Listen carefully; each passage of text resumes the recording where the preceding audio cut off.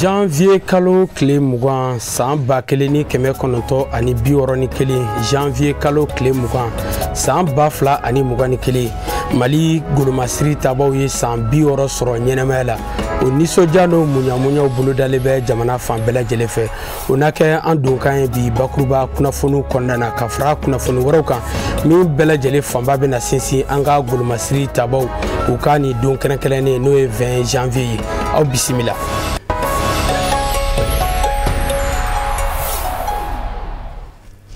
Walasa ka foli ani waleɲumandɔ ko kuraya ka ɲɛsi aw bɛɛ lajɛlen ma an balima bamanankamɛnnaw Mali kɔnɔ ani Mali kɔ kan k'a yira aw la k'a fɔ ko bi édition spéciale do sabula an ka golomasiri tabaw u ye san 60 u y'o sɔrɔ ɲɛnɛmaya la an kɛlen bɛ ka wele bila commissaire divisionnaire Mamutu Togola ale b'an bolokɔrɔ ni journal kɛnɛ kan. Mamutu, bonsoir. Bonsoir. Voilà. Anda sera ma bakuruba kunnafoniw na k'a yira aw la k'a fɔ ko bi ye donba ye sini o ye 20 janvier san ba fila ani mugan ani kelen an ka jamana golomasiri tabaw u ye san 60 u y'o sɔrɔ ɲɛnɛmaya la Mali jamana kɔnɔna na ka sanga ni Mali jamana kɔnɔdenw u n'u bolofɛnw lakanali ye. O san kunbɛn ɲaɲani nisɔndiyaw kɔnɔna na an ka ɲininikɛla karamɔgɔ Musa Fɔnba a bɛ ɲɛfɔli kɛ o ko kan an ka jɛ k'o ɲamada. Mali surasiya san 1961 janvier kalo tile muga n'a sigira senga yɛrɛma hɔrɔnya tu tigɛbaw fɛ ka na bila bila a ye baara caman kɛ fasoden ɲumanya nasiraw kan. Maninfin n'a bololamina bɛ se ka lakana cogo min Mali surasiya cɛsirila o la. Modibo Keita don min na a bɔra Sénégal Fédération du Mali ko dabilalen an ka yɛrɛma hɔrɔnya tu tigɛlen san 1960 septembre kalo tile 22 kalo 5 o kɔfɛ sangura san 1961 janvier kalo tile muga Mali surasiya sigira senga ni Général Abdoulaye Soumaré ka cɛsiriw ye lakana ko nasira kan Mali surasiw jɔyɔrɔ bonyana Mali jamana lakanani na wa mago jɔr'u la kuma o kuma diɲɛ ɲɛfɛ o kɛra farafina kɔnɔ a tilebiyanfanw fɛ tɔnw ka diɲɛ kɔnɔ Mali ye tɔn minnu dɔnden ye Mali surasiw kɛra misali ye baara ɲɛdɔ baara kɛcogo la ni ka tɔgɔ dumanw di Mali jamana mɔ tiɲɛ dɔw kɛlɛkura min n'an bɛ bi an ka bi ka sɔrɔ a ma kɛ n'an yɛrɛw ka laɲini ye a kɛlɛ taafanw ka ca o surasiya kun ka dɔgɔ surasiya min kɛ ngomɛ ka labɛn kɛ ka sanga n'o ye hali setigi jamanaw surasiya ka labɛnw kun ma se a yɔrɔ mɔ nka n'a ma ɲa ko aladoni mangiri Mali surasiw bɛ k'u seko kɛ hali bi Mali jamanadenw ye o de y'a to malidenw nisɔndiya bɛ ni Mali surasiw ye bi ka daminɛ kunu ka na bila bi la Mali surasiya b'a seko la maliden ɲuman fɛnɛ bɛɛ lajɛlen ka weledaka de ye ka Mali surasiw dɛmɛ ka sabu kɛ n'i ye Mali surasiw dɛmɛ yɛrɛ dɛmɛ de do i hakilina ka tigɛ i ka so i ka denbaya la o b'a sɔrɔ olu de bɛ kungo fanda banda k'e lakana san 60 min sɔrɔlen filɛ nin ye Mali surasiya fɛ hali n'o y'a sɔrɔla baara tɔ bɛɛ baaraba kɛra o de y'a to bɛɛ lajɛlen nisɔndiya an b'u ye ka jiraw la k'a fɔ an b'u kɔ bi an b'u kɔ sini su ani tile n'u wulila an wulitɔ don janko Maliba bɛ se ka lakana an bɛ bonyamasegin kɛ ka ɲɛsin Mali surasiya mɔ ni ka dugawu don kɛ san caman dali masa bolo Ala k'o nɔgɔya an n'u ye k'a f'u ye k'u san bɛɛ.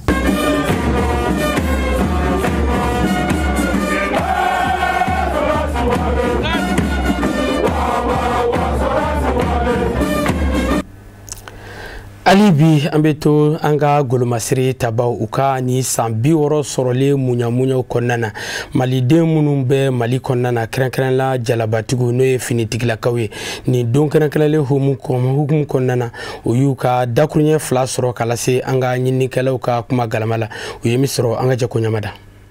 Anw bolo kɔni a ka bon parce que anw b'a kɔnɔ anw b'a dɔn fɛn min don anw de kan ka tuguni k'a kɛ don ye don min bonyanen don sinon don min don maliden bɛɛ ka don de don parce que armée malienne filɛ nin bɛɛ de b'a la ni den t'a la i muso b'a la ni muso t'a la i kɔrɔkɛ b'a la i dɔgɔnin b'a la ou bien i fa y'a kɛ ka tɛmɛ ou bien i mɔkɛ y'a kɛ ka tɛmɛ o ye armée malienne ye bon maintenant nin don nin n'an b'a fɔ ko don kɛrɛnkɛrɛnnen don dɔwɛrɛ tɛ o Mali ka armée création don de don donc malien bɛɛ kan k'o dɔn k'a ta denmisɛnnin na fo mɔgɔkɔrɔba bɛɛ kan ka dɔn 20 janvier ye min ye Mali kɔnɔ 20 janvier nin filɛ nin kɔrɔ 2 de b'a la don min Modibo Keita b'a ka discours kɛ bɛɛ b'o kalama k'a fɔ ko Mali yɛrɛ b'a ka yɛrɛma hɔrɔnya ta n'a ka armée o don ye 20 janvier a y'o kɛ députéw bɛɛ ɲɛna a b'a kɛ don min na a ko armée minnu b'an bara olu ka taa Mali yɛrɛ b'a ka armée i jija ka armée la malidenw yɛrɛ bɛ Mali kumabɔ olu de bɛ Mali fɛn bɛɛ kɛ n'o de ye Mali armée donc armée malienne sigira o don colonel dɔw bɛ yen n'an bɛ se ka fɔ Pinana Darabo colonel Pinana Darabo ale tun bɛ yen a n'a a frère kɛlɛtigi Darabo o fana tun ye colonel ye général Soumare olu tun bɛ yan Mali kɔnɔ colonel Bouakar Traoré o tun bɛ yen colonel Sekou Traoré olu tun bɛ yen olu de farala ɲɔgɔn kan n t'u bɛɛ dɔn dɛ mais olu de farala ɲɔgɔn kan donc a ko Pinana Darabo ma maintenant aw bɛ Mali armée créer désormais o de bɛna Mali défend mɔgɔ wɛrɛ tɛna kɛlɛ kɛ Mali place la ni Mali armée tɛ Mali armée créera ni officier damadamani ani sous-officier minnu nana ka bɔ tubabu ka armée kɔnɔ ka na an ka armée Surasiya ye fɛn dɔ ye baara nɔgɔma tɛ f'a ka diya i ye de mɔgɔ caman b'a fɔ n bɛ don a la parce que fo n ka baara ɲini o fɛn tɛ ko ye mɔgɔ caman bɛ na n'a fɔra sisan ko ka mɔgɔw recruter mɔgɔw bɛ na a ɲama n den tɛ baara la mais n'a donna surasiya baara kama a bɛ surasiya baara kɛ ko ye donc o ye surasiya yɛrɛ o ye dɔgɔtɔrɔ ye n ye min fɔ ye an bɛ yɔrɔ min na ko bi ne ka dɔgɔtɔrɔw bɛ Kidal u bɛ Menaka u bɛ Kayi u bɛ Ɲoro u bɛ fan bɛɛ i tɛ se ka don armée la k'i tɛ taa o yen bɛɛ ye Mali dɔ ye o baara min don il faut ka diya ye dɛ baara nɔgɔman tɛ a bɛ comme dɔgɔtɔrɔ baara e bɛ dɔgɔtɔrɔya la e ta t'i yɛrɛ o banabaatɔ b'i wele 2 heures du matin e dalen b'i ka so ni a t'i dusukun na e kɛlen ka bɔ i ka sinɔgɔ duman bila k'i bɛ taa ka taa dɔ ka vie sauver mais a diya ye mun ye i mana mɔgɔ kelen ka vie sauver siɲɛ kelen wari to o fɛngɛ o c'est à dire o ye baara min ye parce que Ala fana bɛ dɔnniya min d'i ma a y'a d'i ma de pour que ka se ka tɔw dɛmɛ o. Komi an bɛɛ bɛ baara kɛ Mali de an ka baaraw bɛ taa ɲɔgɔn fɛ parce que n'a ka mɛn i bɛ commerce kɛ i b'a sɔrɔ sécurité de bɛ yen n'i y'a ye i bɛ se ka sanni feere kɛ n'i y'a ye i bɛ se ka taa sɛnɛ ni fɛnw kɛ i b'a sɔrɔ sécurité de bɛ yen donc anw bɛ yɔrɔ yɔrɔ ni service sécurité bɛ yen an bolo bɛ ɲɔgɔn bolo an bɛ baara kɛ ɲɔgɔn fɛ choix yɛrɛ t'an na quoi an obligé don ka baara kɛ ɲɔgɔn parce que an bɛɛ bɛ baara la Mali de dan tɛ nisɔndiya la parce que san 60 i bɛ se k'a fɔ jamana a ma ca mais koba de don i b'a sɔrɔ o yɛrɛ ka kɔrɔ n'anw yɛrɛ donc ni armée i yɛrɛ ka armée mɔgɔ t'i dɛmɛ i yɛrɛ ka armée de bɛ yen i ka sécurité assurée ah non o kɔni anw content ba de don o ye a tɛ nisɔndiya tɛ se ka tɛmɛ a kan quoi donc an kɔni bɛ armée de fo an bɛ armée fo anw bɛ an fana b'a yɛrɛ considérer i n'a fɔ an bɛ armée la an b'u ka bila la armée ka bila la n'u y'a ɲini kuma o kuma n'an bɛ se ka min kɛ an b'a kɛ inchallah.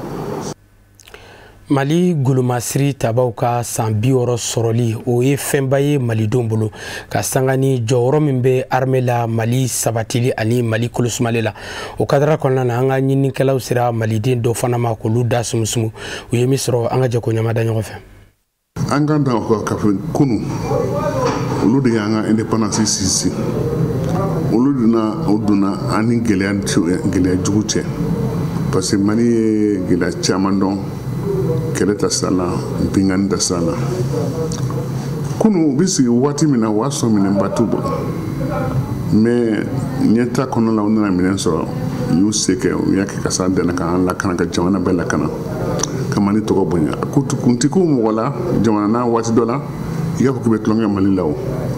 mais politique de nana tiɲɛ politique mɔgɔw nana armée bɔ arméya la k'a kɛ jago kun ye minnu tun bɛ don armée la kun ka d'u ye kun ka di ka don n'u ka cɛfarinya mais waati dɔ la a nana kɛ minnu bɛ don armée la i bɛ nafolo de bɔ ou bien i somɔgɔ dɔ bɛ place dɔ la i bɛ don i bɛ jɔyɔrɔ sɔrɔ a kɛra baarantanw ka baara ɲini yɔrɔ ye o de ye tiɲɛni dɔ ye mais n'i ye kulu ta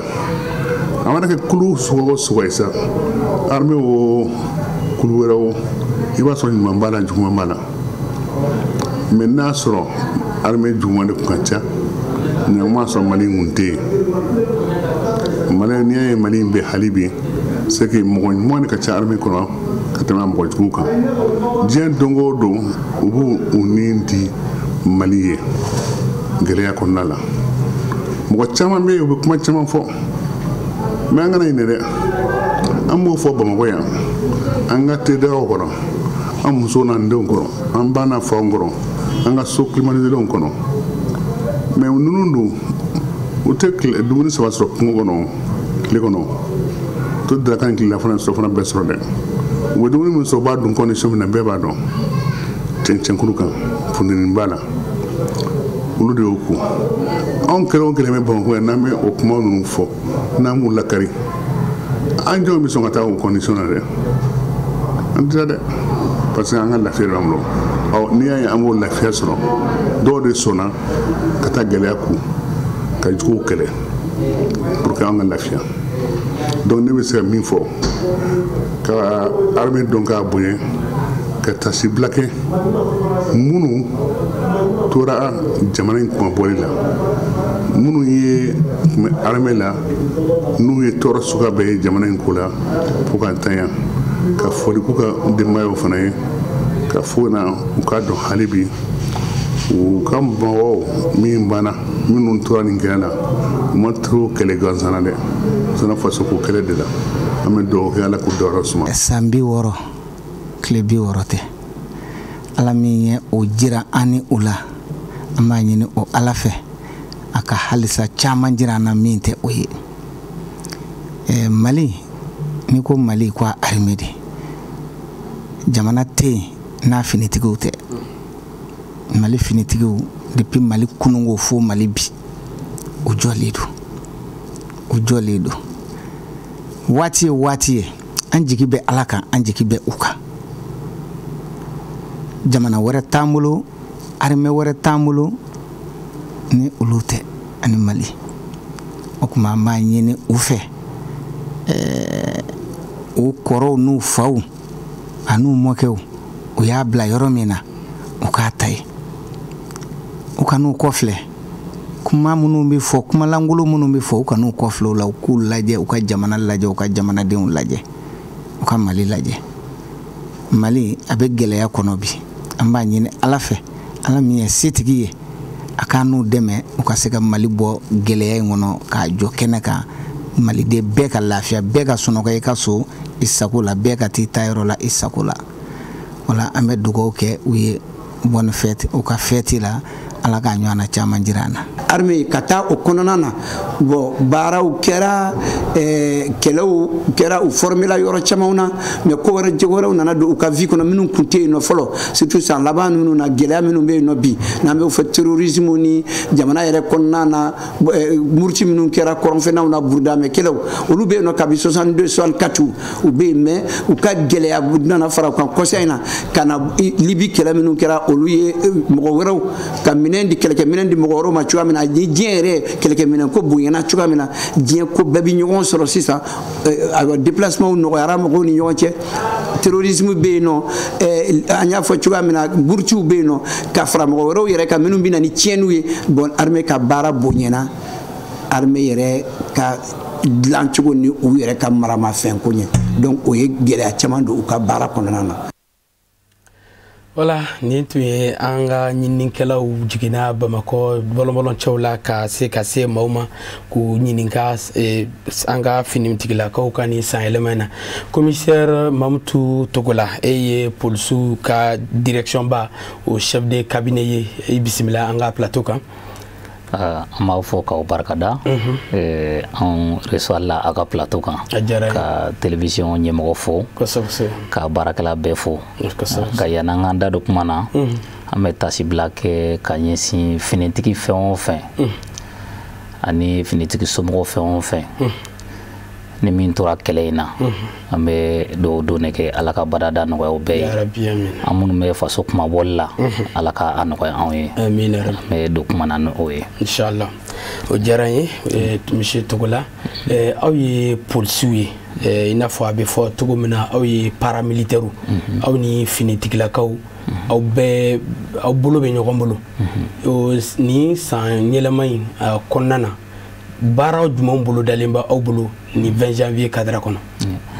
an bɛ foli ni barikada kɛ an ka ɲɛmɔgɔw bɛɛ ye n'o ye polisi ɲɛmɔgɔ ye ka taa ministère la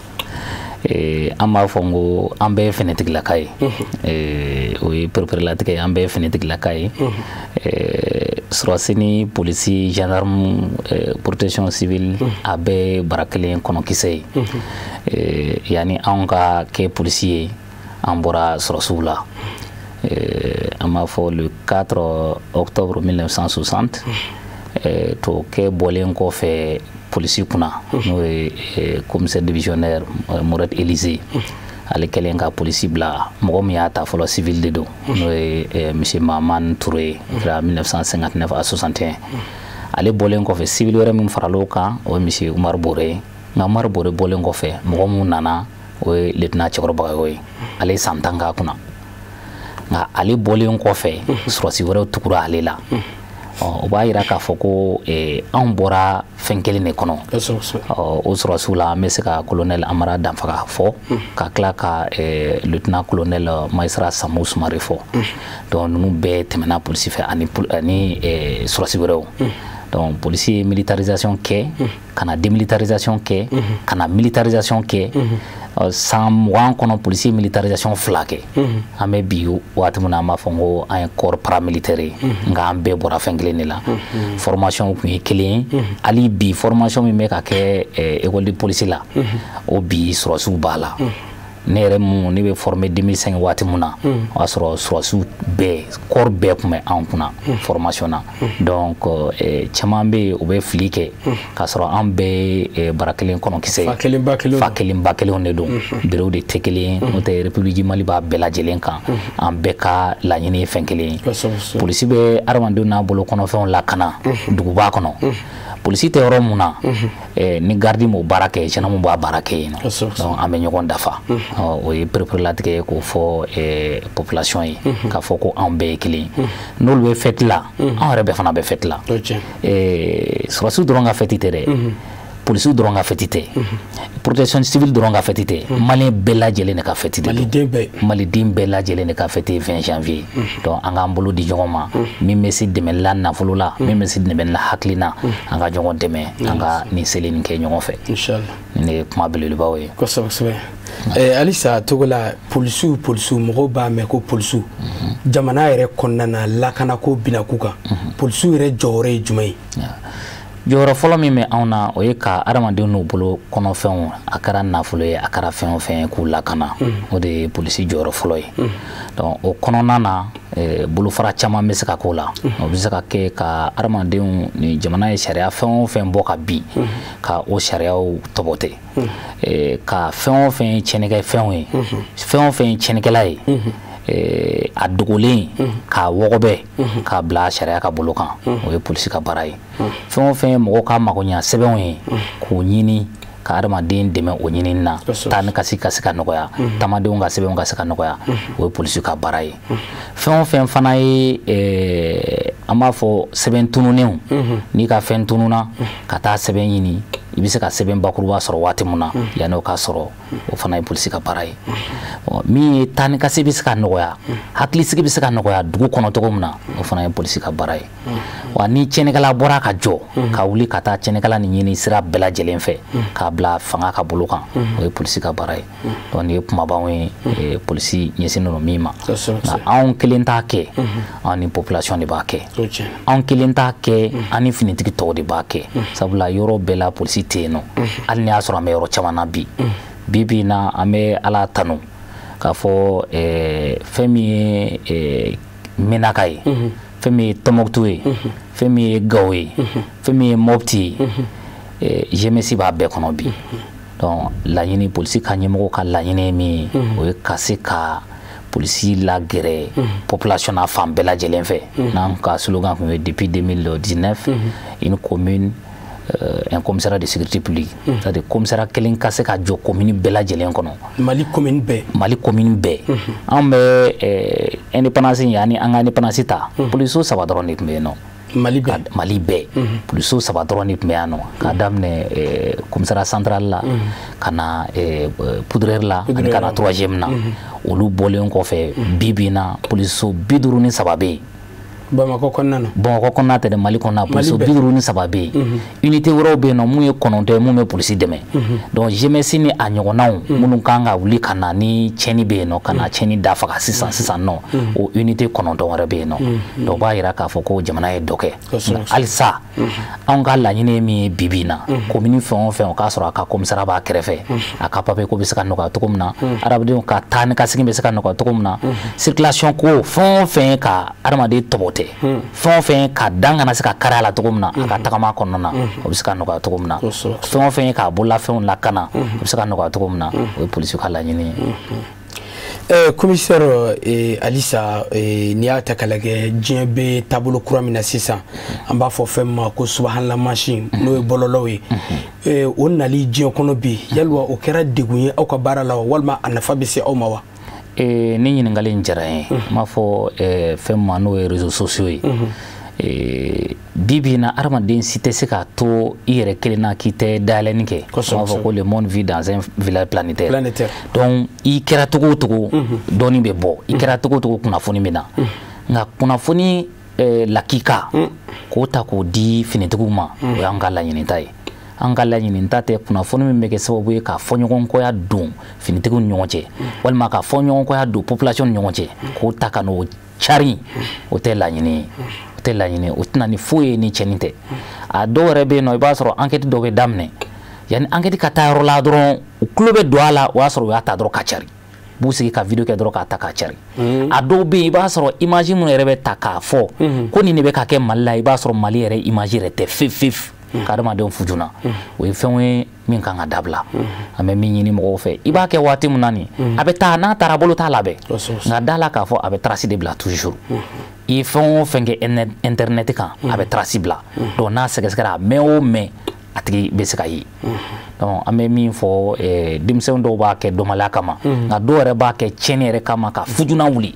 Fɛn kɛra dɔrɔn a tɛmɛna waati kunkurunin tɛmɛna, i y'a ye image caman tɛmɛna, i b'a ye k'a fɔ polisi talen don k'a fɔ ko a kɛra tan, k'a sɔrɔ Mali ja yɛrɛ tun tɛ yɛrɛ, a caman ye Mali yɛrɛ ja yɛrɛ tun t'a la yɛrɛ fewu. K'a fɔ ko a filɛ nin kɛra tan, a kɛra couvre-feu daminɛ waatiw, bon nin kɛra polisi ye nin kɛ, polisi bɔra ka nin kɛ, dɔ kɛra tan, u ye dɔw ci u y'a kɛ tan, a si tun tɛ Mali ja ye, a si tun tɛ Mali ja ye.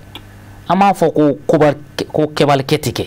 nka n'a yera dɔrɔn polisi kɛlen don ka numéro vert bila 80 00 11 15, o 80 00 11 14 bɛ gendarmerie la, o bɛ protection civile la, o bɛ kɔrɔ wɛrɛw la, ou bien 80 333 ni dangarila an balakaw ka hakɛ la, musaka t'a weleli la. I y'a ye yɔrɔ min na i bɛ wele k'i tɔgɔ tɛna bɔ fosi, nka i bɛ mɔgɔ dɔ ye kɔni, a sumayara a teliyala i bɛ mɔgɔ dɔ kɔni ye. O kɛkun ye pour que ni i ye fɛn ye i ma min faamu,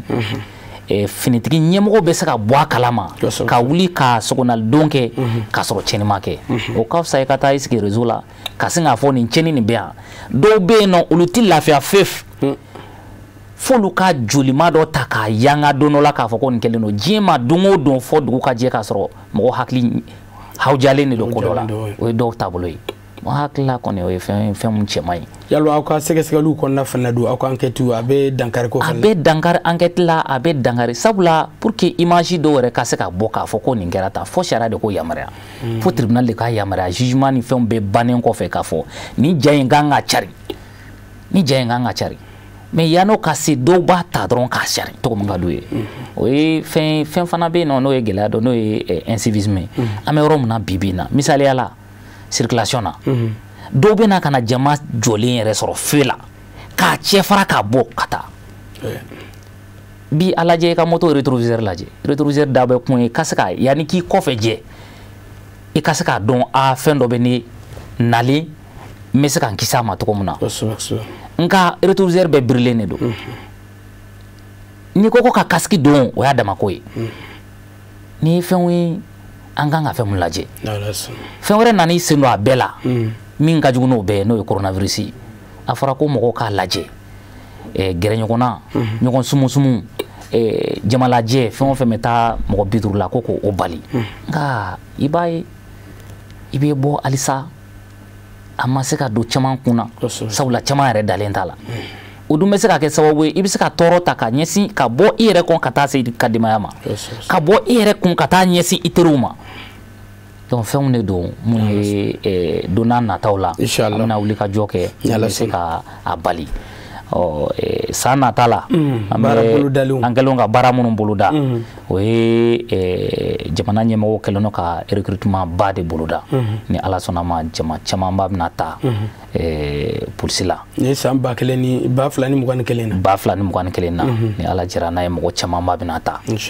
pour que an ka hamina ye min ye commune kelen commissariat kelen o bɛ se ka sabati cogo min na donc o mɔgɔw kɔni ni ala jɛra n'a ye o bɛna lancer a timɛ ala sɔnna commissaire yani an ka an kɔ don ɲɔgɔn na ni san yɛlɛma nisɔndiya kɔnɔna na ni ma ko k'e ka foli lase i ka foli bɛ se jɔni jɔni ma wa polisiw u fana bɛ sɔrɔ ni 20 janvier hukumu kɔnɔna na yalwa aw ka folikan bɛ kɛ jumɛn ye an ka folikan fɔlɔ bɛ se polisi ɲɛmɔgɔw ma ka se an ka département ma an ka ministère ka se Mali finitigilaka bɛɛ lajɛlen ma ka se population ma ni population ka dɛmɛ tɛ anw tɛ se ka foyi ɲɛ sɔrɔ an tɛ se ka foyi ɲɛ sɔrɔ an ni population ye ɲɔgɔn ta ɲɔgɔn de an tɛ se ka foyi k'u kɔfɛ an m'u fo k'u barikada nin bɛɛ kɔfɛ caman bɛ yen nɔ su ni tile minnu b'an dɛmɛ b'an dɛmɛ o seko la u tɛ dɛrɛmɛ ɲini u b'an dɛmɛ information lakika tali la ka ɲɛsin anw ma donc an b'a ɲini bɛɛ fɛ bɛɛ ka k'o kɛbaga ye bɛɛ ka kɛ sɔrɔsikɛ ye min bɛ information lakika ta k'a ɲɛsin finitigiw ma yaasa jamana nin ka se ka kisi dɔ y'a fɔ a ka interview la jamana wɛrɛ t'an bolo Mali nin kɔ wa an tɛna déménager anw de bi yan nɔ surtout an funankelenakaw f'an k'an tɛgɛ de di ɲɔgɔn ma ka jamana in bɔ bolo la donc ni vie bɛ ne bolo k'a fɔ bibi in na sankura in na o ye k'a fɔ an k'an tɛgɛ di ɲɔgɔn ma jamana bɛ se ka kisi cogo min na ala ka jamana kisi amina rabi kɔrɔfɔ kuncɛ kuma la i bɛ se ka mun kɛ ka kɔrɔfɔ datugu an ka sɔrɔ ka sira di ma o ye ka foli di aw yɛrɛ ma kɛrɛnkɛrɛnnenya na minnu ye an wele nin plateau in kan bi ka foli di finitigilaka bɛɛ lajɛlen ma ka foli di polisi bɛɛ lajɛlen ma ka foli di maliden bɛɛ lajɛlen ma bɛɛ k'i jilaja i ta kɛta la n'i cɛsiri ka kɛta la i bɛ nɔbɔ ni m'i cɛsiri i bɛ minɛ ka di cɛsirilenw ma an bɛ min fɔ o de ye ni kuma la kuncɛ la alitoba kuma na salarasulu wasalim i ni ce an b'a yira u la k'a fɔ a ye tun ye commissaire divisionnaire Mamutu Togola ye i ye Mali polisilakaw olu ka directeur ba n'o y'a ɲɛmaaba ye i y'o ka chef de cabinet i ni ce ka na an ka wele jaabi an ka studio kɔnɔ yan nɔ an b'i fo merci beaucoup merci walasa halisa kunnafoni nasira wɛrɛw fɛ Mali alisilamɛ ɲɛmaw ka tɔnba au conseil islamique du Mali ma ɲɛma Mali alisilamɛ diinɛ ɲɛmaw ka fara ɲɔgɔn kan jɛkuluba groupement des leaders spirituels musulmans du Mali ma ɲɛma silamɛya dɛmɛtɔ ansaru ɲɛjɔrɔ a seyede Cherif Ousmane Madani Haidara a ye groupement des leaders spirituels musulmans du Mali a ka bolofara min bɛ Gabakɔrɔ Dura commune rurale la alo u bisimila Bankɔni Jankinɛbugu la Bamakɔ sigida gale la lajɛrɛ in a kɛra maaba caman ɲɛna an ka ɲininikɛla Lutu Sidibe kɛra seere nka a bɛ lakale kafinɛ Fatumata Yaya Kane fɛ an ka jɛ ka sɔrɔlenw ma filɛ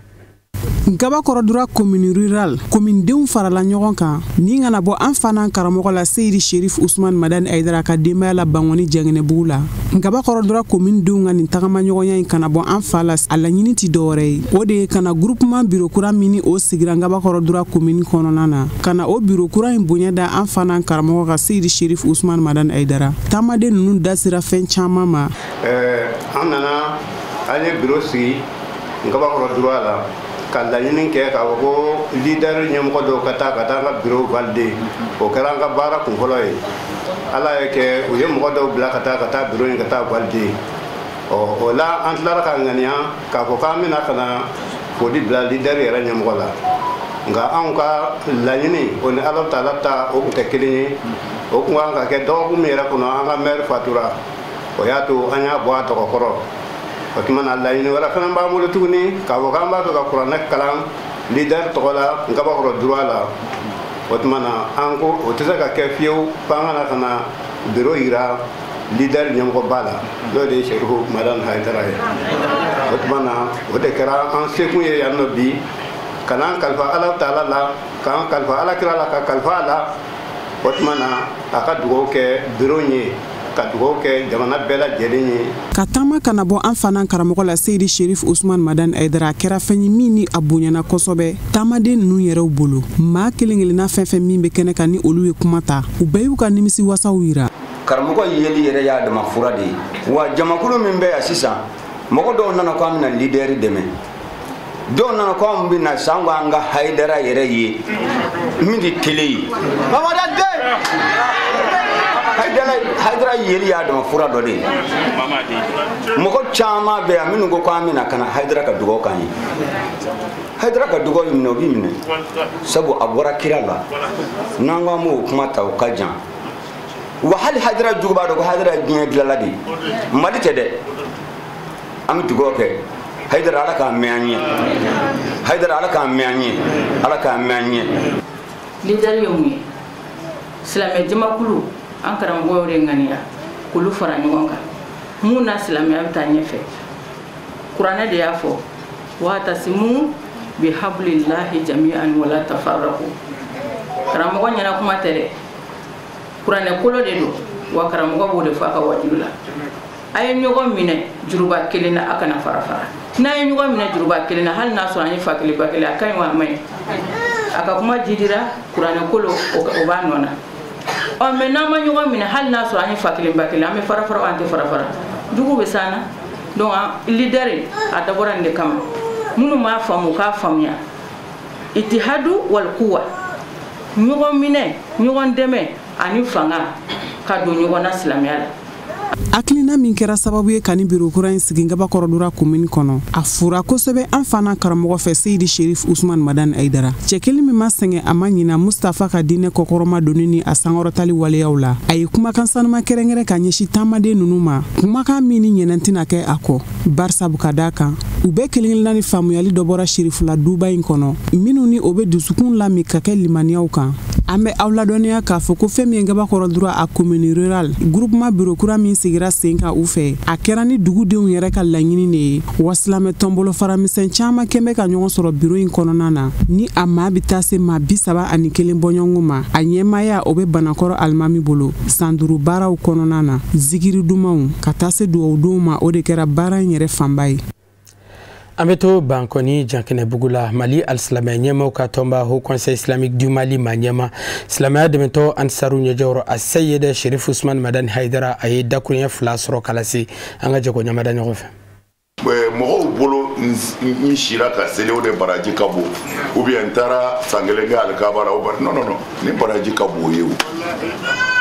k'a lajɛ ka alakira mandenw fara ɲɔgɔn kan u ka ɲɔgɔn minɛ bilahi alabato tɛ yen min b'a bɔ aw ka bɔ a ka so ka na yan n'a sɔrɔ ala bɛ gundo jira maa na a b'a dɔn a ma bato kɛ min b'a bɔ n y'a fɔ n bɛ segin a kan ka na Haidara fɛ tɛ dɛ ka na bɛn ni an ka kɛ kelen ye an ka ala ka diinɛ dɛmɛ n ka b'o de ma kuma na n'aw bɔra yan fana fo nin de ka kɛ aw kelen kelen bɛɛ ka hami ye a ye hami ni nin ye ni gɛlɛya bɛ min kɛ e ka wuli ka ko dɔ kɛ nin na i k'a jira ala la i k'a la kɔ isijaba mɔgɔw t'a bɔ yɔrɔ dɔn mɔgɔw y'a bɛɛ kɛ wurudi ni n bɛ ala bato de ye o tɛ o an kɔni b'a ɲini aw fɛ a y'a cɛsiri an fana an b'aw ka bila la ni ala sɔnna ni jamako bɛ yen garibukɛni ni a lafiyalen don ni ci y'a sɔrɔ lafiya kɔnɔ n b'aw sɔrɔ yen n b'aw sɔrɔ yen n b'aw sɔrɔ yen nin ko in kɔni an b'an seko k'a la fo an ka segin ala ma farifaga t'a la dɛ nisɔndiyara kojugu walahi a sara bɛ ala bolo an b'a ɲini ala fɛ hami bɛ maa o maa na yan fɛn min b'i la o b'i ni ala de cɛ ala ɲɛ b'a la ala m'a dilan la i bɛ min fɛ ala k'o kɛ i bɛ sira min ye ala ka don an n'o cɛ ala k'a n'aw wasa an ka jamana ye ala k'a suma ala k'a basigi minnu bɛ hɛrɛ ɲini n'a ye ala k'a n'u dɛmɛ ka hɛrɛ minnu k'u bɛ tɔɔrɔ s'a ma ala k'u yɛrɛ to a la ala ka jamana in kisi ala ka jamana in kɔlɔsi ala k'aw bɛɛ ɲuman segin ka taa ka so ɲuman sɔrɔ garisɛgɛw ala k'a fɔni jurumu ala k'u yafa siw ala k'u janya denmisɛnw ala ka barika d'u la ala ka kow ɲɛ u bolo. ala ka dugawu bɛɛ lajɛlen minɛ ka sanga ni bana cɛjugu min lakodɔnna diɲɛ kɔnɔ n'a donna an yɛrɛ fɛ Mali kɔnɔna na n'o ye coronavirus walima covid-19 o kadara kɔnɔna na Mali ɲɛma u ye kɛnyɛrɛye kalanso ani medresasow datugu o ko in kɛra degunba ye ka ɲɛsi o baara in matarafabaw ma o kadara kɔnɔna na u ka lafasali jɛkulu u farala ɲɔgɔn kan ka wuli ka t'i ɲɛda Mali alisilamɛ ɲɛmaw ka tɔnba Haut Conseil Islamique du Mali ma ɲɛma Mali alisilamɛ diinɛ ɲɛmaw ka faraɲɔgɔnkan jɛkuluba groupement des leaders spirituels musulmans du Mali ma ɲɛma silamɛya dɛmɛtɔ ansaru ɲɛjɛyɔrɔ la a se ye dɛ Cherifla Ousmane Madani Haidara wasa a bɛ se ka wuli ka dɛmɛ nasiw ma cogo min na min b'a to jamana ɲɛmaw u k'u kɔfilɛ nin ma kofɔlenw na an ka ɲininikɛla Lutu Sidibe kɛra baaraw seere a bɛ lakale Korotumu Jabate fɛ. Banajugu min n'an b'a fɔ a ma ko coronavirus a kɛlen don ka diɲɛma caman kɔnɔ gan an bɛ don min na i n'a fɔ bi o de kama an ka jamana ɲɛmɔgɔw ye laɲini dɔw kɛ laɲini minnu bɛ kɛ sababu ye walasa ka dankari kɛ banajugu in na togoya min na o laɲini ninnu ma taa kɔlɔlɔ kɔ jamanadenw ma o de kama jɛrɛjɛkulu min n'an b'a fɔ a ma ko syndicat libre des enseignants des écoles et madrasa privées du Mali n'ale ye jɛkulu ye min ni kɛnyɛrɛye ekɔlisow ani madrasasow b'u yɛrɛ y'a kɔnɔna na o y'u senfa joona ni ka taa bɔ an fa an'an karamɔgɔ n'o ye a Seydi Cherifla Ousmane Madani Haidara ye o ka so walasa a bɛ se ka duwawu k'u ye togoya min na ani ka se ka welewelekan ta ka ɲɛsi furancɛra fangaw ma ɲɛma bɛɛ lajɛlen ma janko ekɔlisow ani madrasasow u bɛ se ka dayɛlɛ cogoya min na. An kɔnɔna na wulada in na ni ka bonyamasegin ani laɲini kɛ an ka karamɔgɔ fɛ n'o ye Haidara ye a ka dɛmɛ bolo ta ka ɲɛsin ma an ka ɲɛmɔgɔ yɔrɔ n'o ye autoritéw ye u ka se ka an dɛmɛ fɔlɔ école ka dayɛlɛ dati mun fɔra ka se ka dayɛlɛ o la filanan u ka se ka an dɛmɛ a kɛra ni wari ye o a kɛra fɛn min bɛ se ka kɛ dɛmɛ bolo ye ka ɲɛsin ma an na kun ye o laɲini a ka se ka an dɛmɛ jamana ɲɛmɔgɔ yɔrɔ la ka da kan anw kɛra mɔgɔ ye bi bɛɛ bɛ ka siran anw ɲɛ bɛɛ bɛ ka boli anw ɲɛ ka da kan anw ka kungo a ma nɔgɔn mais ale de kɛra mɔgɔ fɔlɔ ye alhamdulilayi mɔgɔ min sɔnna ni ka a ka dayɛlɛ an ye ka tila k'a yira la fɛnɛ nin ye dayɛlɛlen de ye ka to bada an mago b'a la su an mago b'a la tile an bɛ se ka na ni ka an ka kungo fɔ n'a se ye min a b'o kɛ alhamdulilayi kɔni y'an lamɛn a y'an bisimila alhamdulilayi an b'a fɔ ka barika da o la. O ni karamɔgɔ Haidara ka sigi in kɔfɛ u y'a yira k'a fɔ k'u nimisi wasara kosɛbɛ wa ko karamɔgɔ Haidara ye layidu ta k'a fɔ k'a na wulikajɔw boloda walasa laɲini ninnu bɛ se ka sabati cogoya min na. Nimisi wasa sɔrɔla kosɛbɛ ka da kan an ye min ye a y'an jigi fa a ye min fɔ an ye a y'an jigi fa a y'a yira la k'a fɔ ko dayɛlɛlen don et puis an ye laɲini minnu kɛ ni Ala sɔnna ma ale ye laɲini ninnu kɛ ka kɔrɔ mais a bɛna segin k'a kuraya laɲini ninnu n'o ye k'a fɔ kalansow ka dayɛlɛ ani dɛmɛ kɛrɛnkɛrɛnna ka ta ka ɲɛsin karamɔgɔw ma karamɔgɔ minnu bɛ baara kɛ kɛnyɛrɛye kalansow la ani madrasa mɛtiriw donc a ka se ka kalan olu ka se ka dɛmɛ bolo sɔrɔ ka ɲɛsin mɛtiri bɛɛ lajɛlen ma mɛtiri minnu n'o ye lakɔli mɛtiriw ani madrasa mɛtiriw olu minnu sɔnna ka ni gɛlɛyaba in kun kalo 10 u ti sara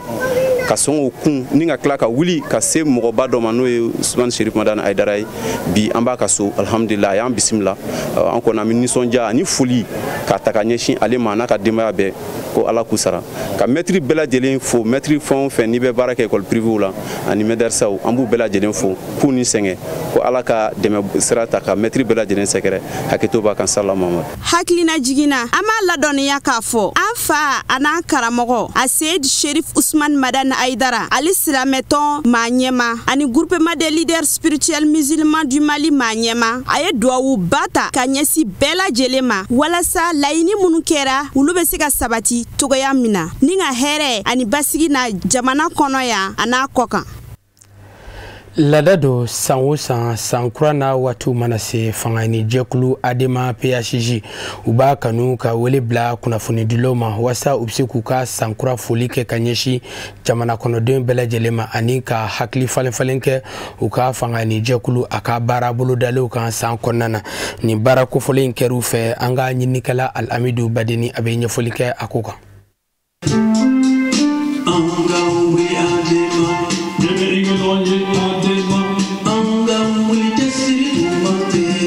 Parti tɔgɔla jɔnjɔn dali ni k'o kɛ tasibila ye o de kɛra ka ni sankun bɛɛ ɲɔgɔn dalajɛ baaraw nun don fanga ɲinitɔn Parti africain pour la solidarité et la justice maaw fɛ n'o ye ADEMA PASJ ye waati kɛrɛnkɛrɛnlen sankura daminɛ kɔnɔ mun bɛ tɔn kanuba ani tɔndenw ka fɔ kɛnɛba kelen kan walasa ka masala ani ka hakili falen falenw kɛ parti yiriwa kun kan wa ni kɛnɛ sigikun n'a laɲini tɛ dɔwɛrɛ parti ɲɛmɔgɔw fɛ o de ye ka sankura foliw kɛ n'o ye san 2021 ta ye. O kuma n bɛ foli kɛ ka dugawu kɛ maliyɛnw ye ala ka bɛn sinsin an ka jamana kɔnɔ gɛlɛya fɛn fɛn bɛ jamana kɔnɔ ala ka o gɛlɛya ninnu bɛɛ wuli ka bɔ yen ka cɛbɛn ani kanbɛn don an ni ɲɔgɔn cɛ aw yɛrɛ kunnafonidilaw k'aw fo ka a ɲini ala fɛ ala k'aw bolo mɛn aw ka baara la. wa lada dɔ san o san ni lajɛrɛ sen fɛ adema fanga ɲinitɔn o ɲɛmaba ani jamana kunnafonidilaw bɛ masala kɛ dakun caman na n'o fanba bɛ tali kɛ jamana yɛrɛ lahala la fanga ɲinitɔn in ka wulikajɔ fasoko binakun kan baaraba minnu sera ka kɛ u fɛ ani hakilina minnu bolodalen bɛ fo ka taa bila wulikajɔw la ɲɛbila baaraw mun bɛ kalata nataw ko fɔ. O kɛra lada ye yasa an ka se ka dugawu kɛ ɲɔgɔn ye sankura hukumu kɔnɔ adama président ani kunnafonidilaw ni ɲɔgɔn cɛ o kun ye bi ɲɔgɔn ye kun ye